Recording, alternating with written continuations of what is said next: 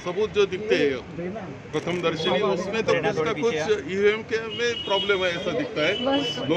लोगों में भी संभ्रम है कि क्या हुआ है ऐसा कि ये रिजल्ट आया है। तो ईवीएम के बारे में तो संभ्रम है। माननीय मल्लिकार्जुन खड़गे साहब ने वही बोला है।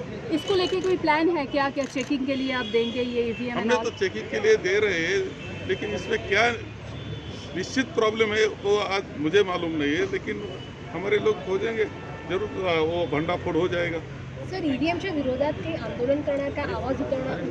माननीय अखिल भारतीय कांग्रेस कमेटी आणि प्रदेश कांग्रेस कमेटी सांगेल ते पद्धतीने आम्ही पुढे जाऊ।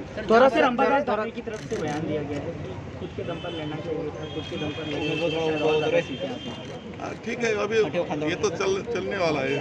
सोचते हैं कैसा करना चाहिए था, कैसा नहीं करना चाहिए था, ये तो सोचते हैं, उसमें उनकी सोच है। वो कांग्रेस के बड़े नेताओं की हार के सबसे ज़्यादा चर्चे हैं। ऐसे में सर ये जानना चाहेंगे कि जिस तरह से ये पूरा घटनाक्रम, क्या आप भी ईवीएम पर सवाल खड़े कर रहे हैं? क्या आप? मुझे भी ईवीएम पर पूरा सवाल है, पूरी मेरे मन में भी लगता है कि कुछ न कुछ गड़बड़ तो है ही। सर मुख्यमंत्री पद को लेके एकनाथ शिंदे नाराज हैं, ऐसी बातें आ रही हैं कि उनको भी मुख्यमंत्री बनना है, क्या होगा?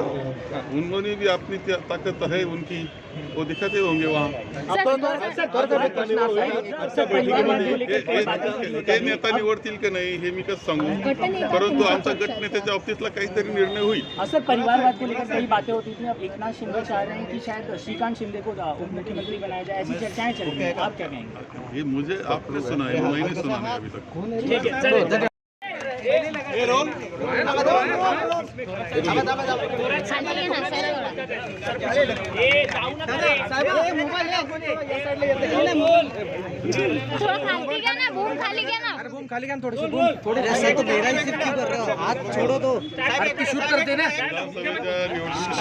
निकाल आलेला आहे तो अत्यंत धक्कादायक आहे। खाली नाही गेले लोकांनी आणि हा धक्का केवळ विरोधी पक्षाला नाही, जनतेला सुद्धा धक्का बसलेला आहे। कदाचित सत्ताधारी विजयाचा आनंद मानित असले तरी जनतेनं हा निकाल स्वीकारला असे काही दिसत नाही।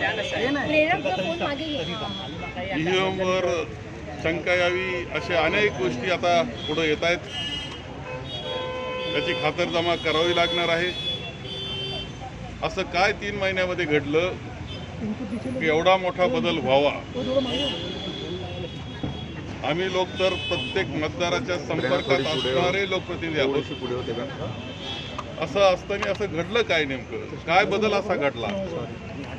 कोणत्या कारणानं लोकांनी अशा प्रकारचा निकाल दिला? असं ज्यावेळेस विचार करतो त्यावेळेस अनेक गोष्टी ईव्हीएमच्या बाबतीत शंकास्पद आम्हाला वाटत आहेत। आणि म्हणून माननीय आमचे अध्यक्ष, काँग्रेस पक्षाचे देशाचे अध्यक्ष मल्लिकार्जुन खरगे साहेबांनी सुद्धा या बाबतीतलं शंका व्यक्त केलेली आहे। ती शंका माझ्याही मनामध्ये आहे। सर हिंदी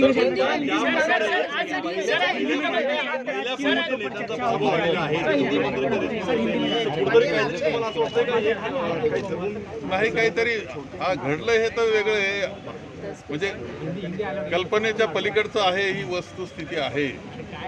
मी निवडणुका लढतो आणि माझा संपर्क हा माझ्या मतदारसंघातल्या आणि तालुक्यातल्या प्रत्येक कुटुंबाशी माझा कनेक्ट आहे।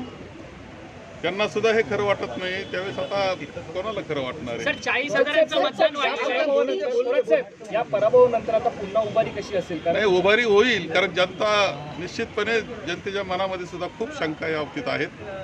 जनता आमच्या बरोबर राहील आणि जनतेला बरोबर घेऊन हा लढा आम्ही लढू आणि पुन्हा एकदा जे काही भांडाफोड करायचं आहे त्यांचं ते झाल्याशिवाय राहणार नाही याची खात्री मला आहे। सर एकनाथ शिंदे पत्रकार परिषद घेतात, हात खाली घे, हात खाली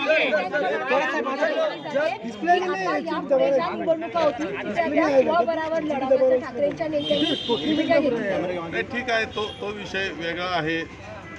तो ज्याचा त्याचा अधिकार असतो, स्वतःच्या बळावर लढायचं, कसं बरोबर घेऊन जायचं, कशात आम्हाला या सत्ताधाऱ्यांच्या विरोधात लढता येईल याचा विचार आम्ही निश्चितपणे करू, जे योग्य असेल ते करू। परंतु हे सगळं अत्यंत वेगळं कल्पनेच्या पलीकडचं आहे. एकनाथ शिंदे आज महाराष्ट्र परिषदेच्या मल्लिकार्जुन खरगे सवाल मुख्यमंत्री यांच्यामध्ये निवडला गेलेला नाही अजून देखील. अजूनपर्यंत मुख्यमंत्री निवडला गेलेला नाहीये. मुख्यमंत्री निवडला गेलेला नाही. काँग्रेसचे आमदार तुमच्या सोबत राहणार नाही असं भाजपचे नेते म्हणतात. असं आहे की त्यांना वाटतं तसं होणार नाही. काँग्रेसचे आमदार काँग्रेसबरोबर राहतील.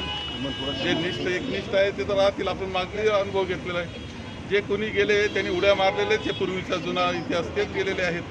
त्यामुळे आम्हाला काही त्या बाबतीत शंका नाही. हे सर्व आमदार निश्चितपणे काँग्रेसवर राहतील आणि सर्वजण एकत्र पद्धतीनं विरोध जो आहे सत्तेला विरोध जे करायचा योग्य ठिकाणी तो विरोध करतील आणि जनतेचे प्रश्न ठामपणे मांडतील याची खात्री मला आहे. मुख्यमंत्री पदाचा चेहरा ठरत नाहीये. एकनाथ शिंदे पुढे नाराज असल्याचं पाहायला मिळतं. एकनाथ शिंदे आज पीसी घेतायत ते सामोरं जातायत आंदोलन सोडतायत काय नाही अपेक्षा शेवटी त्यांच्या कल्पनेच्या पलीकडे सगळं घडलेलं आहे. हेच अजूनही गांगरून गेलेले अशा प्रकारची परिस्थिती आहे. त्यावेळेस आता तो निर्णय करताना शेवटी ती तानातानी तर होणारच आहे. मुख्यमंत्री व्हावे असा दबाव तंत्र टाकला अशी वर्गणूक होतोय की थोरात साहेबांची खूप दहशत होती मतदारसंघामध्ये. ती दहशत संपवण्याचं काम आम्ही केलंय. आता याला असं आहे, मीडिया आहे, सोशल मीडिया आहे, त्याचा किती गैरउपयोग करावा आणि संगमेर तालुक्यात दहशत होती असं म्हणावं हे जनतेला माहिती आहे ना. माझ्या जनतेला माहिती आहे, महाराष्ट्राला माहिती आहे. अरे हिंदी लेने दो यार. सर अशोक चव्हाण हिंदी में बोलिए. वक्तव्य केलं आहे की ज्यांनी मला ज्यांनी मला संपवलं आज त्यांचाच पराभव झालाय. नाही का त्यांनी असं वक्तव्य त्रास दिला असं आम्ही कोणता त्रास दिला त्यांना. त्यांचा कायम सन्मान होता. आम्ही कायम सन्मान ठेवला. शेवटच्या क्षणापर्यंत सन्मान होता त्यांचा. काँग्रेस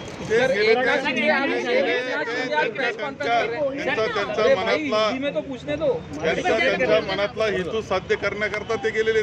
सर एकनाथ शिंदे आज मौन सोडतात आहेत. गेले 3 दिवस ते बोललेले नाहीत. महायुतीकडे सर्वाधिक बहुमत आहे तरी देखील मुख्यमंत्री निवडला जात नाहीये. नाही ते आता मौन सोडतात तर काय बोलतात हे ऐकण्यास उत्सुक आहे आम्ही. सर हिंदी में जानना चाहेंगे. सर, एकनाथ EVM शिंदे अभी प्रेस कॉन्फ्रेंस ले रहे हैं. आज कुछ बात करेंगे मुख्यमंत्री पद को लेकर. मुझे मालूम नहीं. अभी तो एकनाथ शिंदे जी हमारे अभी भी सीएम है, प्रभारी सीएम है. वो क्या बोलेंगे मुझे मालूम नहीं. लेकिन क्या बोलेंगे इसके लिए हमने इच्छा है सुनने के लिए कि क्या बोलने वाले. सर ईवीएम का जो एलिगेशन है आपको मल्लिकार्जुन खरगे ने सवाल उठाए, क्या कहना. नहीं